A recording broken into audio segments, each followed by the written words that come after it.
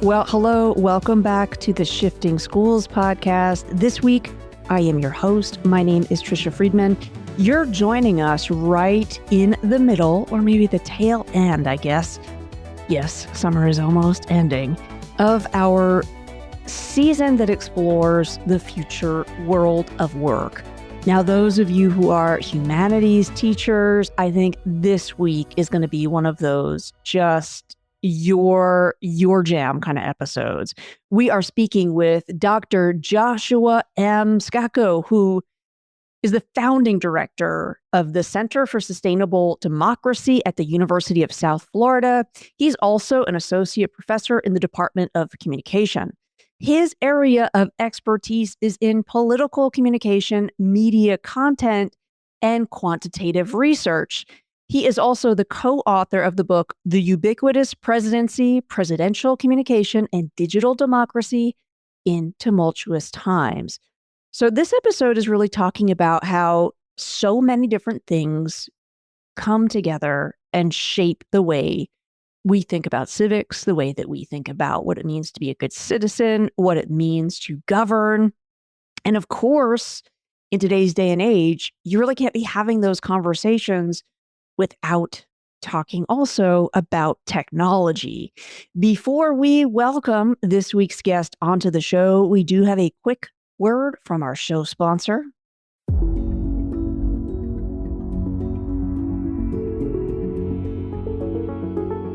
Hey listeners, a quick pause before we dive back in. Since all summer long, we are talking about the future world of work, we know any future is only possible when we help students face the challenges of the now. That's exactly why we want to tell you about something that's going to change the way you understand your students' lives. It comes from the groundbreaking group at Alongside, an AI-assisted mental health support tool built specifically for K-12 schools. And this summer, Shifting Schools listeners can be among the very first to access Alongside's brand new 2025 Youth Mental Health Report.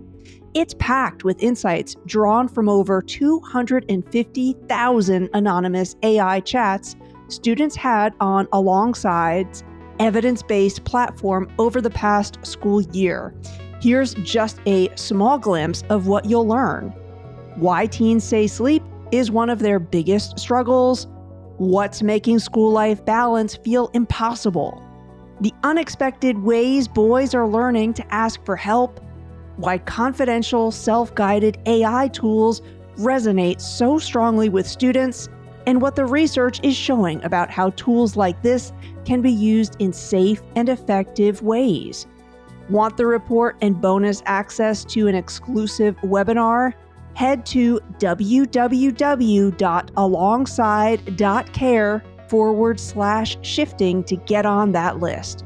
We're proud to have Alongside as a sponsor this summer, and even prouder to help spotlight their work in reimagining student mental health. Check out the show notes to learn more or head straight to www.alongside.care/shifting. And now, back to the conversation. And with that, please welcome to the Shifting Schools podcast, Dr. Scacco.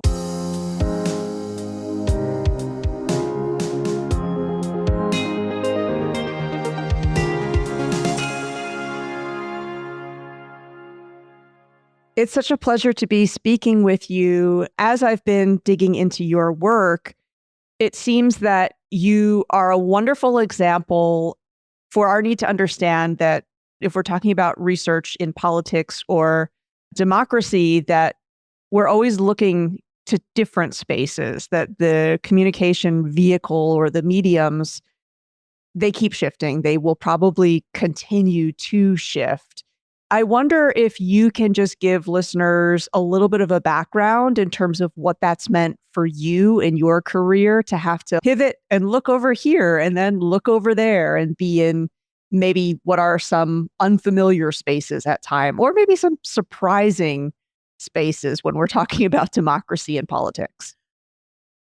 Tricia, I think this explains so much about where I am and where I've gone in a lot of ways when we think about the changes that our politics have seen, and not just in the last 5 years, but in the last 25 years, in relation to communication technologies and their development and those things. That one of the big beliefs that I have as a researcher, and also just in general as a citizen in democracy, is that sort of attentiveness every day to the world around you is really important. And so thinking through as a researcher, what that means is you oftentimes go where the research questions lead you. And so, for instance, when I've been doing work on presidential communication now for over a decade, and presidents have changed quite a bit, the places where they communicate and how often they communicate.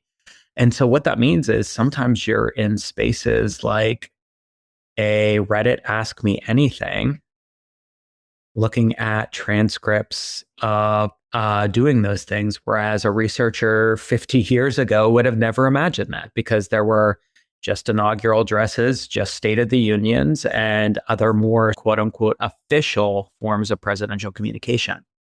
So in a lot of ways, it's a story about being open to the world around you. And I think that's really important. And also in relaxing your assumptions about what is appropriate forms of communication in a democracy, because in many ways that's changing and evolving. Just as the lifeblood of democracy is also very changeable and evolutionary as well. And that makes it exciting. It also makes it scary because you don't know what you're going to find when you turn over a rock. But it is exciting in a lot of ways. It always makes the work new. And I love what you say about relaxing your assumptions, because I'm wondering if also you would feel it's an accurate characterization to say that the changes are simultaneously positive and negative. On one hand, I can see there's a benefit to candidates and our leaders being in spaces like TikTok that are maybe accessible and engaging younger audiences. But then at the same time, I think about just conversationally, anecdotally, people are tired and fatigued of feeling like they always have to be paying attention. How do you grapple with that idea that change can mean both at the same time? This is good, and also this is worse. One of the ways I talk about this with my students is first from their perspective, from an attention perspective. There absolutely is a fatigue when it comes to thinking about not just politics, but we are inundated in so many places with content. And I don't even like to use the word information. I just like to use the more catch-all content, because the content can be good and not so good. And so I think when we talk about information, sometimes we're talking about accurate content. And what we know is a lot of the content is not accurate. So what that ultimately means is that there is a fatiguing that comes with that overload. So what I tell my students is one of the currencies of modern politics is attention span. It's attention allocation.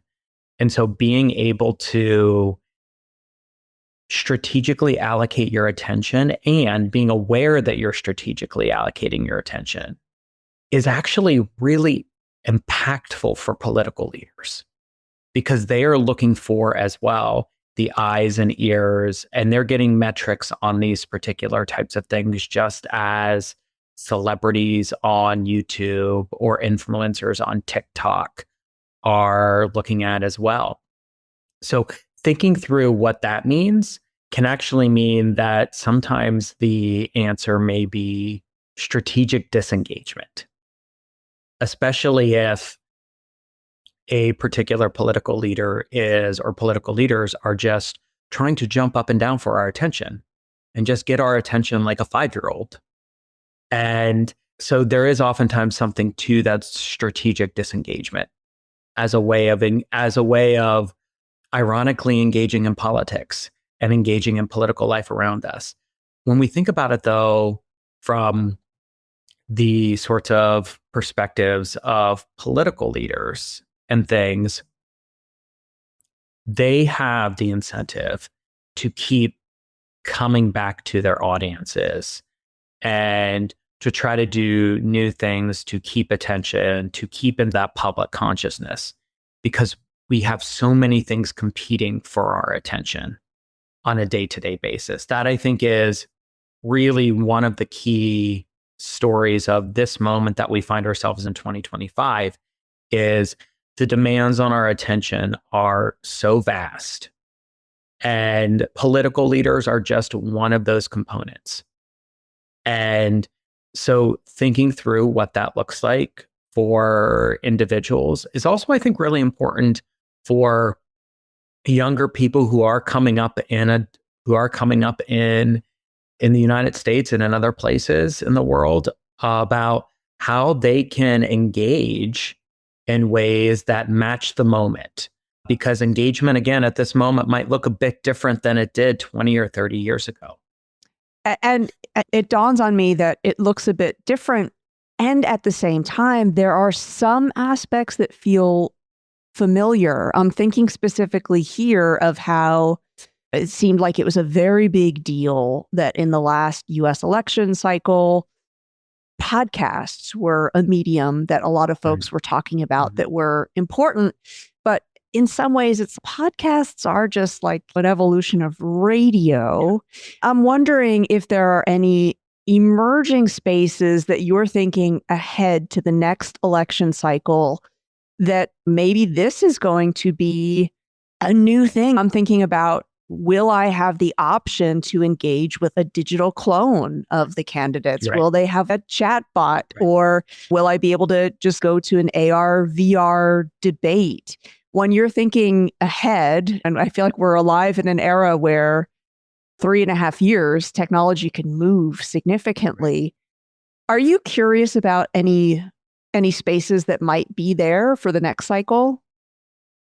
So one of the things that I've been monitoring as part of my work is this sort of connectedness that you had mentioned, this seeming intimacy that is created with digital technologies that in many ways also mirrors how people talked about, for instance, radio in the 1930s. Some of the appeal that's been qualitatively documented, for instance, of President Franklin Roosevelt's like fireside chats that he would give to the country, was this conversational nature in the way that he delivered it, and the sort of intimate warmth that was created when people listened. And I think we are, in a lot of ways, as you note, while the technology seems new, it's ultimately pulling on older, established, fundamental human desire for connection, to connectedness. And that's tricky in a democracy. That part is tricky. And I say that in the sense of political leaders are not members of our family, our friend groups. And there has been grappling amongst political theorists, but also if you look to people who have engaged in democracy for centuries, this question of how close should political leaders be to the people? And what does that look like? And the concerns, demagoguery being one of those concerns, of playing on people's connectedness in order to get them to vote or do what political leader wants. So where I'm looking to is one of the challenges of this moment for political leaders, just as I noted for everyday individuals in terms of our attention spans and those types of things, is the demands on political leaders to have to communicate in a variety of different settings to reach various audiences in different ways. has led in a couple of ways to a couple of really interesting developments. One is that no one political leader can be everywhere at one time, but they try to be. So they are increasingly leaning on surrogates. And you see this, for instance, with the president of the United States, even during the past couple of administrations, really leaning on their cabinet secretaries, and other members of their administration to really carry that message for them, to really become essentially their own persona within a larger presidential administration. And I think you actually see this most starkly with the second Trump administration, in the sense of, I think the count at this point is that his administration now has over 20 former Fox News employees. Wow. You have cabinet secretaries who have been in reality television. And I think some of that is our recognition of that the presence that they need to have in a lot of ways is a extension of the presidential presence. So you need individuals who might have that sort of like public relations training to be able to go about doing these things. I say all that, and bringing us back to the point here, the demands on time for the candidates are in some ways being met, but also not being met by surrogates. So where technology goes and where we're going, is it that they're going to be like these hologram, as you note, presences, or AI generated presences and those types of things that are engaging in the interaction? I don't know, but I think the challenge is that if that doesn't mimic the sort of connectedness and intimacy that we have seen the technology being used for, that could actually backfire quite a bit on candidates. If, however, it does serve as a stand-in for that intimacy, then we might actually see candidates attempting to move in that direction in some ways. We'll have to wait and see how successful individuals view that. As you use that word intimacy and the word connection, I feel like what you're getting at is also that a big part of your work is understanding human behavior, human psychology. It's not just technology, but it's understanding technology has a huge influence on the way we relate to one another and the way that we feel. So I'm wondering about your students and their experience. It sounds like what you're offering is a really holistic, broad range. And I guess I kind of wonder, when we're talking about politics, technology, communication, human relationship, what are some of the questions that you find yourself asking students today that someone who was in your field maybe a decade ago, they would not have even thought that this would be a conversational point? Is there a question that comes to mind where you're like, hey, if you haven't been thinking about democracy or politics in this way for a while, you might be interested to know today we're talking about this? I think the larger question that I'm increasingly asking is, can democracy endure at a moment where there is a flood of so many different types of content, where attention spans can be shifted so quickly, where political leaders are using fast-paced technology that can stay ahead of not only people, but also regulation.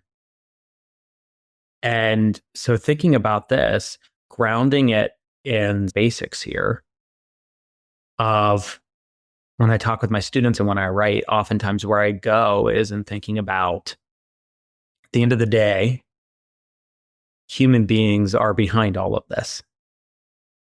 And so inherently what we should be thinking about is character. That And I pose the question, or I think with my students, or I think in my work quite a bit. It's like you give a political leader a list of all of their power, of all of their different powers that they could exercise. I use the word could strategically here. And you ask, what is the difference between being that responsible steward versus something else? And where I keep going back to is just because the power exists doesn't mean it should be used. That oftentimes political leadership is about what power you are not using. And we can think of this with communication technology in the sense of there are human beings behind that technology. So what should human beings be doing and not doing at this moment related to technology, programming of algorithms and those particular types of things? And just as a really interesting side note, I thoroughly enjoy when students talk about algorithms as if they're just something that exists. And it's, where did they come from? Let's trace our steps back a little bit here. What was imputed into that algorithm? The assumptions, principles, biases. Let's talk about all that are then reproduced in that technology. And in some ways, leadership is also about that too, right? Leadership is something it's a practice that we program with our own assumptions, principles, and biases. And so being able to figure that out and take that back to basics, I think is really important. I will say that, and I joke with people all the time, that I was educated, my undergraduate institution was a small liberal arts college.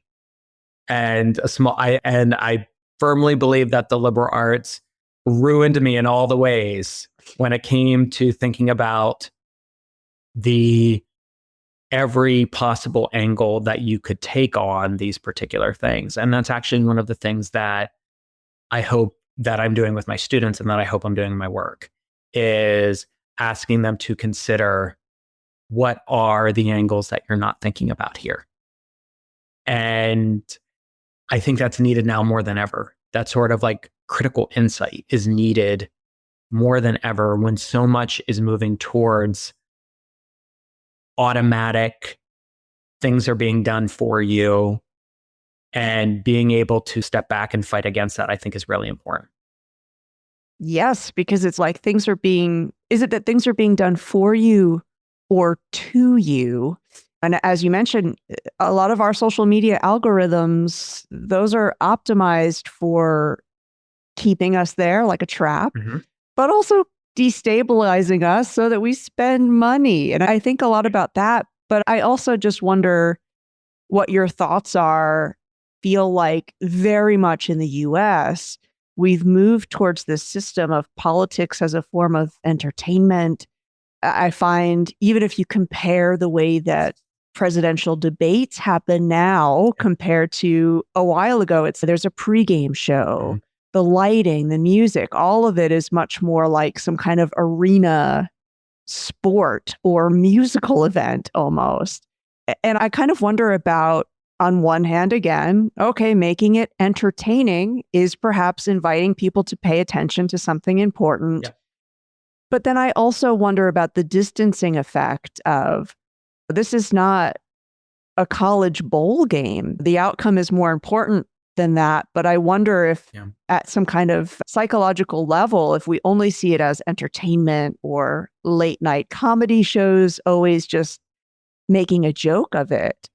Is that something that you're thinking and talking about as well, the entertainmentification of politics? Absolutely. And some of my recent work actually with a colleague of mine at the University of Minnesota, Dr. Adam Saffer, is specifically thinking through the intentional ways in which and I really want to put an emphasis on intentionality, the intentional ways in which political leaders are now dipping into spaces that are quote unquote non-political in order to spread their influence. And so whether it's, for instance, using the Presidential Medal of Freedom ceremony to honor non-political sports figures, musicians, presidents have done this increasingly over time. And one of the things we've found in our research is actually there's potential for political leaders to use these types of approaches to actually bring individuals into their audience that might not otherwise find themselves there. And so I struggle with this quite a bit in terms of thinking about what does this look like, that whether or not political leaders should be honoring someone like, so for instance, with Joe Biden in the Medal of Freedom, during one of his Medal of Freedom ceremonies a couple of years ago, he gave medals to John McCain, political figure, Gabby Giffords, former political figure, activist, but also Megan Rapinoe, soccer player, Simone Biles, Olympic gymnast, Denzel Washington, actor. And one of the things that we actually find there too is that presidents can use those settings, political leaders can use those settings to talk to the values and causes that those individuals, a Megan Rapinoe or a Simone Biles, speak to as well. And by doing that, they might actually bring in individuals to listen to politics who might care about the issues that Megan Rapinoe or Simone Biles speak to, but might not necessarily connect those back to politics.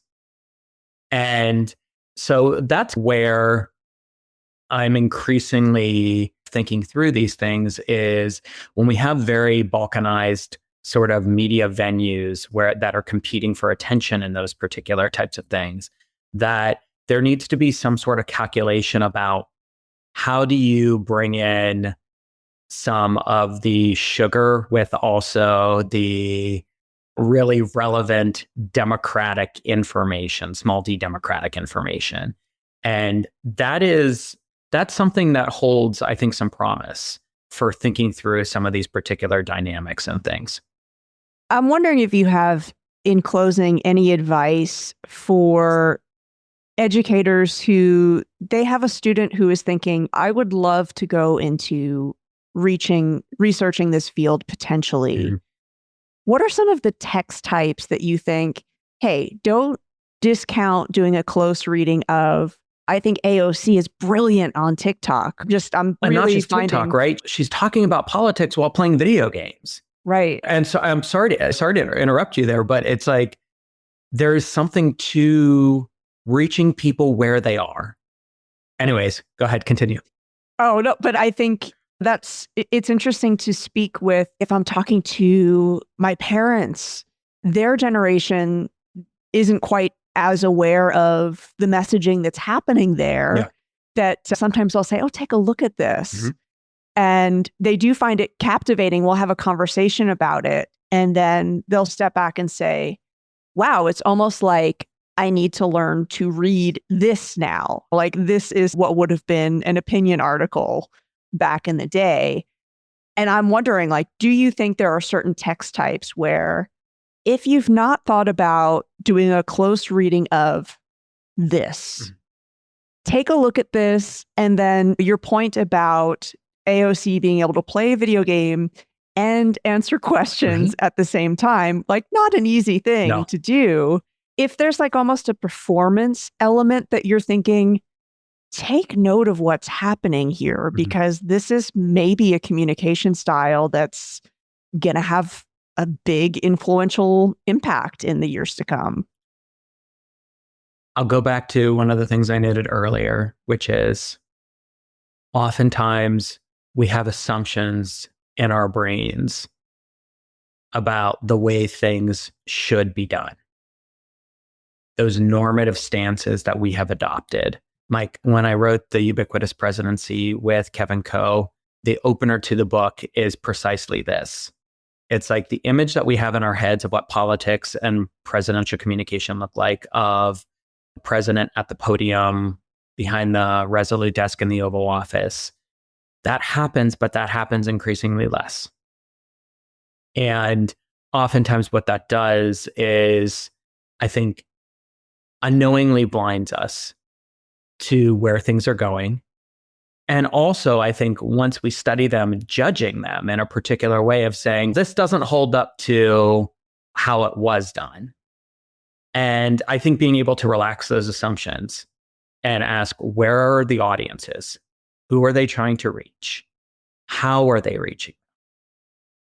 Why are they engaging in these particular things? And beginning to look through those particular kind of aspects of the approach, the style, I think are really important.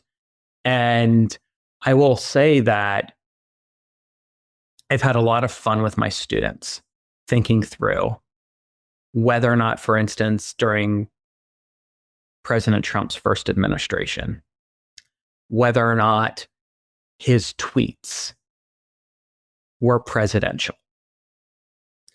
And so we would have a lot of conversation around, what does it mean to be presidential? What does that look like? And then I would flip the script, because there are tons of examples of people saying his communication style is unpresidential. And then I'd flip the script and say, okay, communicating through Twitter at that time, does his communication match the platform? What does that look like? And the students would say, yeah, actually it does. It matches the style of the platform. And I go back to then a principle of like public speaking, which like I taught many years ago, of adapt to your audiences, adapt to the technologies and the communication affordances available to you. And if that's also how we're judging leadership, if that's also how we're judging presidentialness, then we should be taking that as well into it. And so I say that as, and there are also lots of things about the president's communication that are problematic from a democratic standpoint, from a democracy standpoint. That can be talked about too. And also, we should be thinking about the assumptions that we come into with the ways in which we expect or should expect political communication to be at this moment. And that is something that I'm always trying to leave with my students, is whatever assumptions you have, relax them to be able to fully explore and understand the implications of what you're looking at. I wonder, though, if I'm thinking about AI right now, and a lot of, if we want to advocate for the regulations that we need, it helps to know how the technology works, what its limits are, what its opportunities are. And I wonder if this runs parallel to what you're talking about, because as you're saying, we want to be where the audience is, we want to match the tone and style. But I wonder, at what point actually do we want to make sure there's clear regulation? Because I think I could imagine in the not too distant future having an information environment where it's like I'm streaming something on Netflix and there's almost like presidential product placement. And is that good for democracy? I don't know. Is that kind of that? What do we need to be imagining so that maybe we can advocate either for or against it? Is that part of the conversation as well? And if yes, do you feel like there should be limits to the messaging? Or is it impossible to have them? Your example about Netflix makes me think of the moments of black and white films when people would go to the movie theater, and at the beginning of the movie, there were these short government-sponsored videos from the armed forces, or even like newsreels at the beginning of the black and white movie and those particular types of things. The difference was then there were a lot fewer options in terms of media technology to consume than there are today. I think one of the things that we should easily put on the table from the 1920s and the 1930s to the present is that political leaders are going to try to find us wherever we are. They are. Whether that's in our mailbox or on our TV. or even in a video game. And so preparing individuals for that.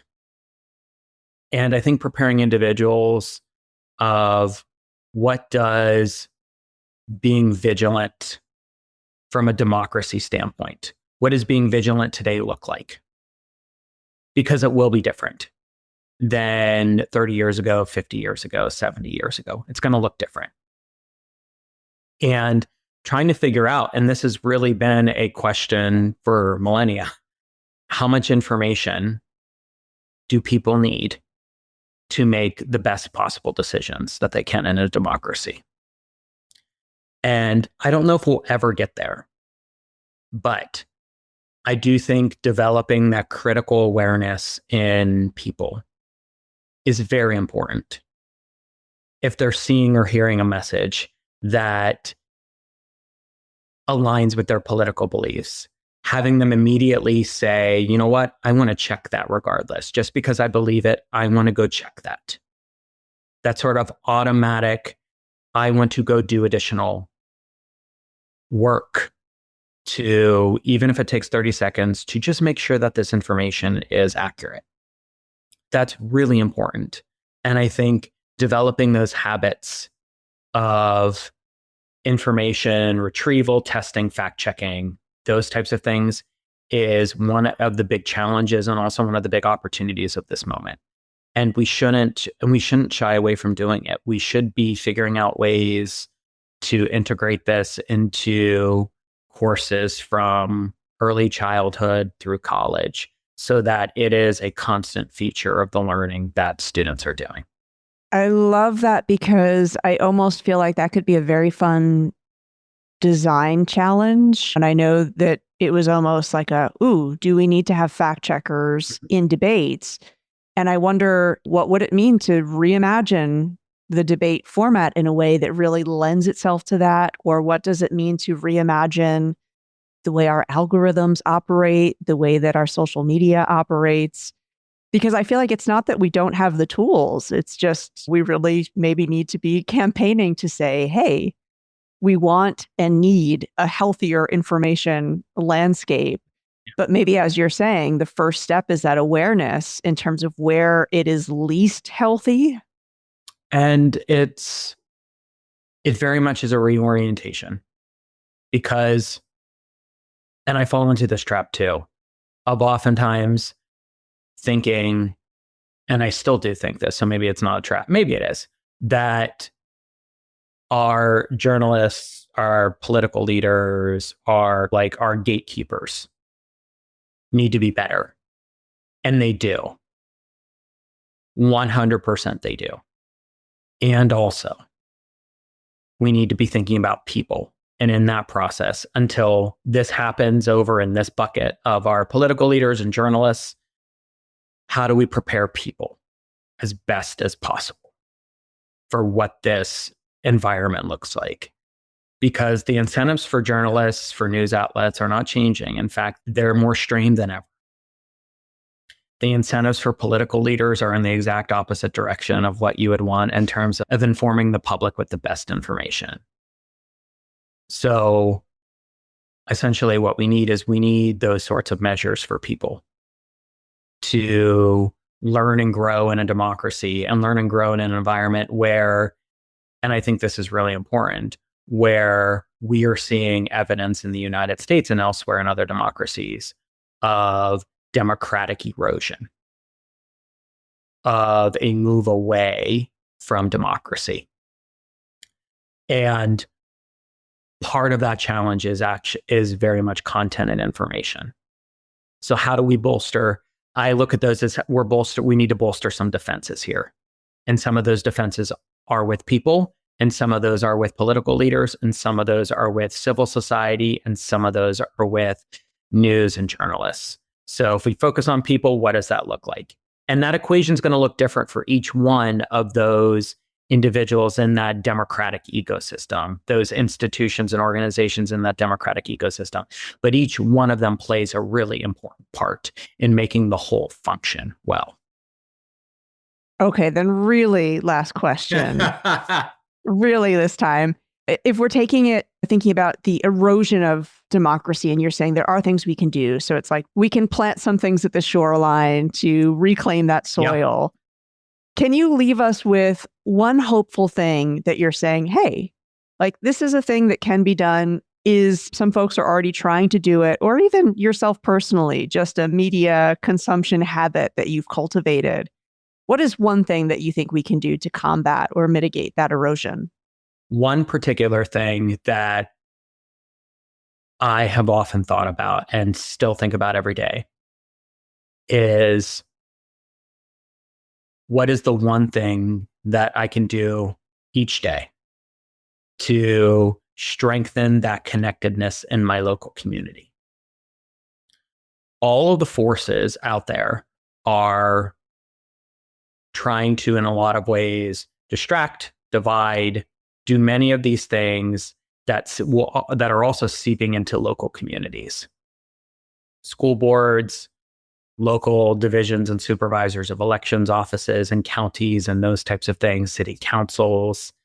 And so one of the things I oftentimes think about is, how do I build community and build that democratic community locally? And that just might mean, first, starting with the people around you who are like you and building up that sort of understanding and awareness and those types of things, and then moving out from there. I very much am of the school of thought that says we should absolutely be having the sort of like civil deliberative conversations and those types of things. And before those things happen, we actually need to prepare people for what those conversations look like. And part of that is having people understand themselves first, having people understand their own values, identities, principles, and being able to talk about those with individuals that might very well be like them. They might be friends and family who think like them. But that's also really important for then going into environments where where people are going to confront difference. Knowing yourself and knowing yourself in relation to your values and what you want, I think is really important then for these particular conversations, because I think it then lends itself to more honest conversations. If you know your limits, if you know your values, you're more likely to, in a conversation, potentially come up against those limits and say, you know what? I need to explore more. This is something I didn't cover. This is a perspective that I didn't see when I was talking with my group of friends. So being in those environments, being in your communities and organizing in your communities for democracy and those types of things, yes, you might be around people who think like you. That's not a bad thing. I think we oftentimes go immediately to, no, go out there and talk to people who are like, not like you. Yes, we should be doing 100%. But we also need to start with, do people have the tools in their own backyards and their own communities to understand who they are and what they want? And before they actually engage in these really critical conversations across difference. And so that's really one of the things that I think about with my students and things, because they get messages, and they're very well-placed messages about, and I say this too, you need to find people who are not like you. You need to talk to people who are not like you. You need to lean in, whatever that looks like, all of those things. You need to engage the hard, difficult conversations. All of those things matter. I've also had to increasingly step back, though, and say, are we as educators preparing students for that moment? And I think that's where we can do quite a bit of the work in having people, particularly younger individuals, understand their values in themselves and what they believe in and what they want first. Articulating that in settings that are seemingly safe before they venture out into those settings that they might view as less safe to their ideas and those types of things. Challenging ideas is really important. Making sure that people are equipped to then be environments where they can have their ideas challenged, I think is really important as well. I love that. That's brilliant advice for us to leave it on, because it's like, I need to be in the paddling pool before I'm in the ocean. Correct. This is, and sometimes I think I think it's a really well-placed advice. I've done research in this area and that kind of stuff. And I think it's really well-placed advice to say, yes, test your ideas. Yes, talk to people who are going to question you and your beliefs and your values and all those things. But first, you got to know yourself. And I think that's really where we can help people in our local communities and stuff, is like being in that paddling pool, strengthening those conversational sort of muscles and that kind of stuff, and then going out there. Dr. Scacco, thank you so much for your insight in this episode. Folks, you'll be able to learn more about his work by heading over to the show notes. Thank you so much. Thank you for the conversation. Hey there, dedicated listener. If you've made it this far, we know you're passionate about shifting the way education works.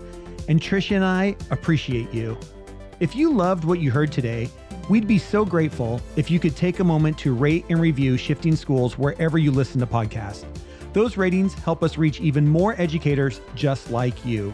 And if you know someone who could benefit from these conversations, please share this episode with them. Just one person. Think of the impact we can make together. Don't forget to sign up for our newsletter for even more great content. And if you haven't already, join us at Camp Shifting Schools, where the conversations keep going long after the podcasts end. Thank you for being a part of this journey, and thank you for being part of Shifting Schools.